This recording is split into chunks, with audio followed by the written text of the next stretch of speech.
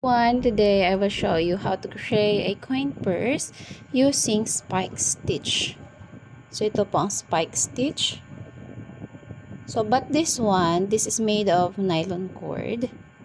So this is 1 mm nylon cord.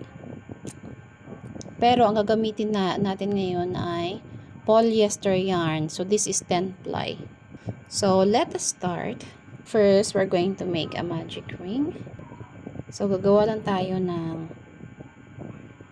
6 single crochet.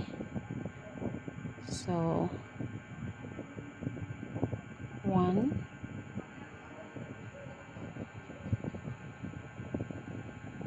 2, 3,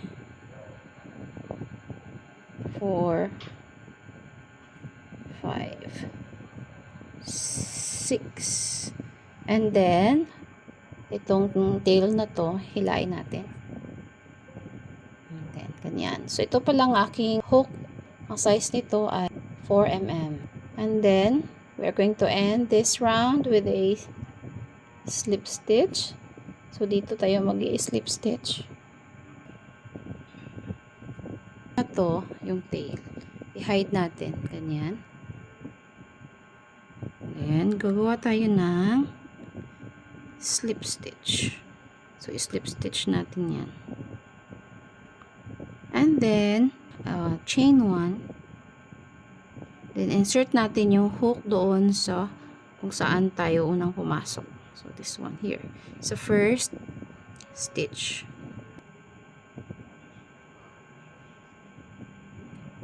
Ayan. So make a single crochet and then another single crochet into the same stitch.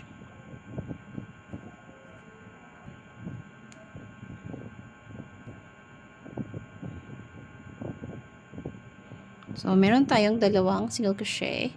So next is in the next stitch we're going to make another increase. So make 2 single crochet in one stitch.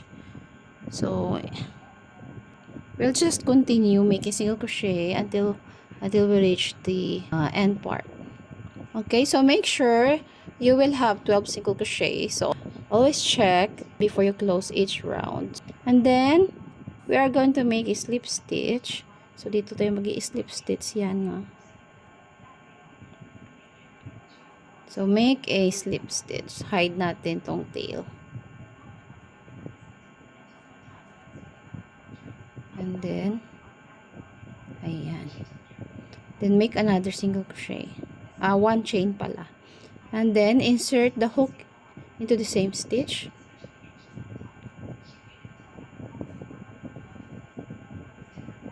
and then in the next stitch we are going to make an increase. So make 2 single crochet and then 1 single crochet. Next is increase, make 2 single crochet,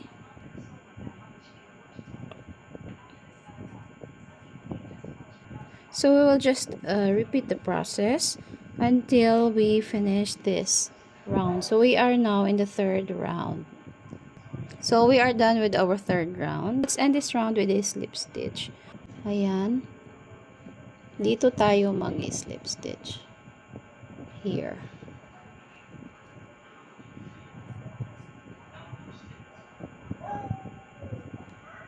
And then make 1 chain. Then insert the hook into the same hole. Ayan. And make a single crochet. Into the next hole, make another single crochet, and into the third hole we are going to make an increase. So make 2 single crochet into that stitch. So 1, 2 single crochet in this stitch. So it means 1 single crochet, 1 single crochet, increase. Meaning of increase is you are going to add 1 more stitch into the same hole. Okay, another 1 single crochet, 1 single crochet, and then increase, meaning 2 single crochet in one hole. Okay, so we'll just repeat the process. 1 single crochet, 1 single crochet, increase until we reach this until we finish the round. So we are done with our 4th round. So we're going to close this by making a slip stitch here.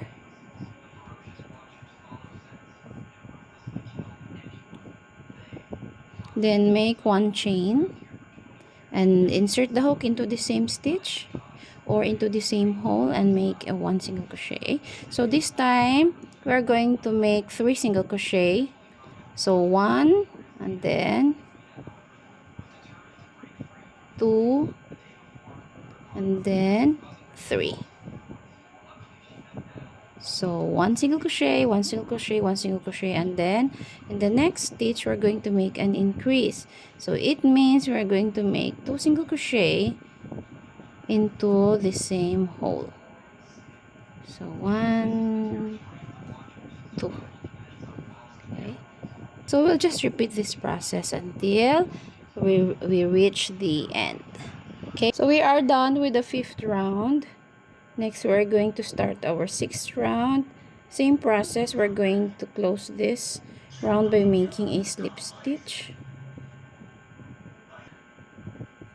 Then make 1 single crochet and insert the hook into the same hole and make 1 single crochet. So this time we're going to make 4 single crochet. So 1, 2, 3, 4, and then the next stitch we're going to increase. So it means we're going to make 2 single crochet in one hole. So we will just repeat the process. So 4 single crochet and then increase, so until we finish this round. Now we are done with the 6th round, and then we will start with our 7th round. So slip stitch again and then make a chain and single crochet into the same hole, insert the hook into the same hole and make a single crochet. So this time we are going to make 1, 2, 3, 4, 5 single crochet. So 1, 2,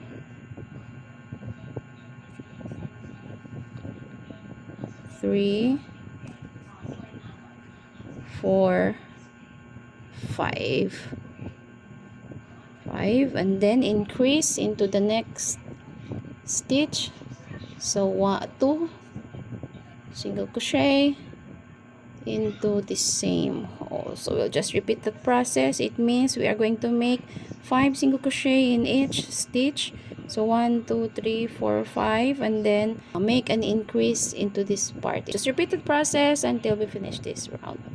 So what we are making is the base of our coin purse. Base of our coin purse will be 8 rows. So 1, 2, 3, 4, 5, 6, 7. So let us work the last row for the base of our coin purse.